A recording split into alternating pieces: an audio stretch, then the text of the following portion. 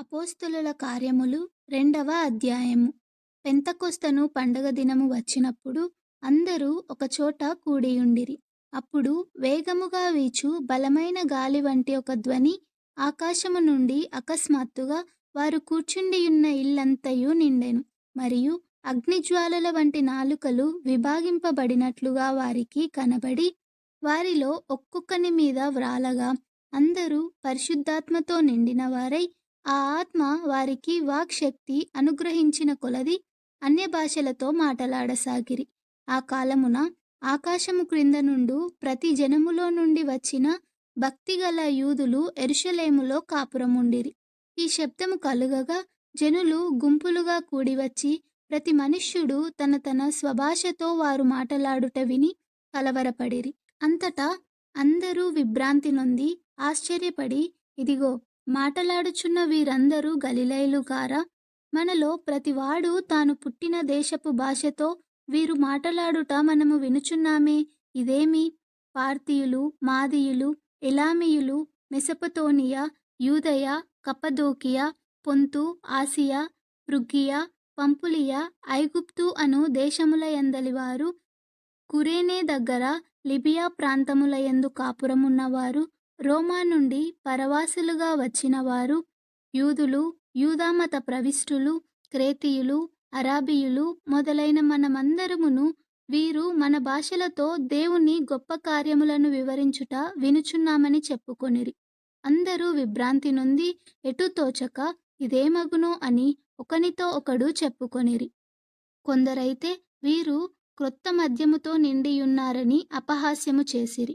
అయితే పేతురు ఆ 11 కూడా లేచి నిలిచి బిగ్గరగా వారితో ఇట్లనెను: యూదయ మనుష్యులారా, యెరూషలేములో కాపురమున్న సమస్త జనులారా, ఇది మీకు తెలియుగాక. చెవియొగ్గి నా మాట వినుడి. మీరు ఊహించున్నట్లు వీరు మత్తులు కారు, ప్రొద్దుపొడిచి జామైనా కాలేదు. యోవేలు ప్రవక్త ద్వారా చెప్పబడిన సంగతి ఇదే. ఏమనగా, అంత్యదినముల యందు నేను మనుష్యులందరి మీద నా ఆత్మను కుమ్మరించెదను. మీ కుమారులను మీ కుమార్తెలను ప్రవచించెదరు. మీ యవనులకు దర్శనములు కలుగును. మీ వృద్ధులు కలలు కందురు. ఆ దినములలో నా దాసుల మీదను నా దాసురాండ్ర మీదను నా ఆత్మను కుమ్మరించెదను గనుక వారు ప్రవచించెదరు. పైన ఆకాశమందు మహత్కార్యములను, క్రింద భూమి మీద సూచక క్రియలను, రక్తమును, అగ్నిని, పొగ, ఆవిరిని కలుగజేసెదను. ప్రభువు ప్రత్యక్షమగు ఆ మహాదినము రాకమునుపు సూర్యుడు చీకటిగాను చంద్రుడు రక్తముగాను మారుదురు. అప్పుడు ప్రభువు నామమును బట్టి ప్రార్థన చేయు వారందరూ రక్షణ పొందుదురు అని దేవుడు చెప్పుచున్నాడు. ఇశ్రాయేలు వారలారా, ఈ మాటలు వినుడి. దేవుడు నజరేయుడగు యేసు చేత అద్భుతములను, మహత్కార్యములను, సూచక క్రియలను మీ మధ్యను చేయించి ఆయనను తన వలన మెప్పు పొందిన వానిగా మీకు కనపరచెను. ఇది మీరే ఎరుగుదురు. దేవుడు నిశ్చయించిన సంకల్పమును, ఆయన భవిష్యత్ జ్ఞానమును అనుసరించి అప్పగింపబడిన ఈయనను మీరు దుష్టుల చేత సిలువ వేయించి చంపితిరి. మరణము ఆయనను బంధించి ఉంచుట అసాధ్యము గనుక దేవుడు మరణ వేదనలు తొలగించి ఆయనను లేపెను. ఆయనను గూర్చి దావీదు ఇట్లనెను: నేనెల్లప్పుడూ నా ఎదుట ప్రభువును చూచుచుంటిని. ఆయన నా కుడిపార్శ్వమున నున్నాడు గనుక నేను కదల్చబడను. కావున నా హృదయము ఉల్లసించెను, నా నాలుక ఆనందించెను, మరియు నా శరీరము కూడా నిరీక్షణ కలిగి నిలకడగా నుండును. నీవు నా ఆత్మను పాతాళములో విడిచిపెట్టవు, నీ పరిశుద్ధుణ్ణి కుళ్ళు పట్టనీయవు. నాకు జీవమార్గములు తెలిపితివి. నీ దర్శనం అనుగ్రహించి నన్ను ఉల్లాసముతో నింపెదవు. సహోదరులారా, మూలపురుషుడగు దావీదును గూర్చి మీతో నేను ధారాళముగా మాటలాడవచ్చును. అతడు చనిపోయి సమాధి చేయబడెను. అతని సమాధి నేటి వరకు మన మధ్యనున్నది.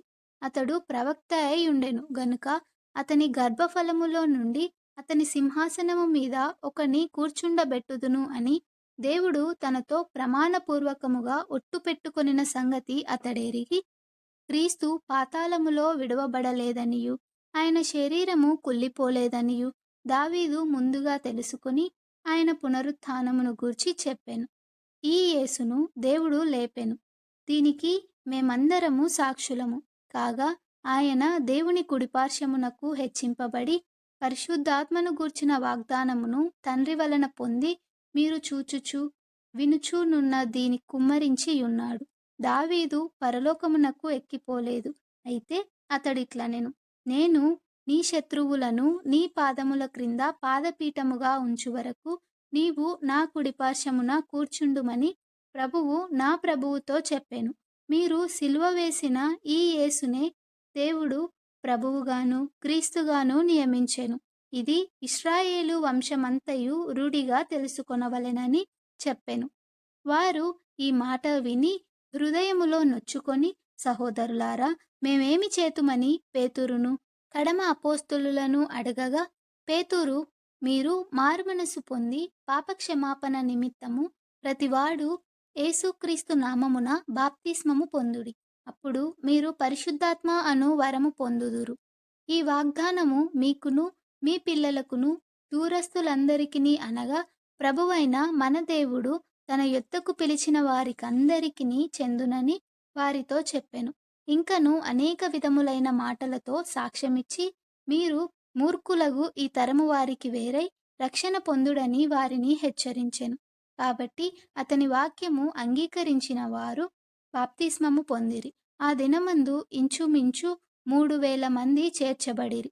వీరు అపోస్తలుల బోధయందును సహవాసమందును రొట్టె విరుచుట యందును ప్రార్థన చేయుట యందును ఎడతెగక ఉండిరి. అప్పుడు ప్రతివానికిని భయము కలిగెను.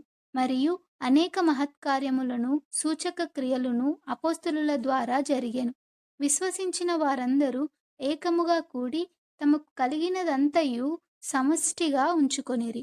ఇదియుగాక వారు తమ స్థిరాస్తులను అమ్మి అందరికిని వారి వారి అక్కర కొలది పంచిపెట్టిరి. మరియు వారేక మనస్కులై ప్రతిదినము దేవాలయములో తప్పక కూడుకొనుచు ఇంటింటా రొట్టె విరుచుచు దేవుణ్ణి స్తుతించుచు ప్రజలందరి వలన దయ పొందిన వారై ఆనందముతోనూ నిష్కపటమైన హృదయముతోనూ ఆహారము పుచ్చుకొనుచుండిరి. మరియు ప్రభువు రక్షణ పొందుచున్న వారిని అనుదినము వారితో చేర్చుచుండెను.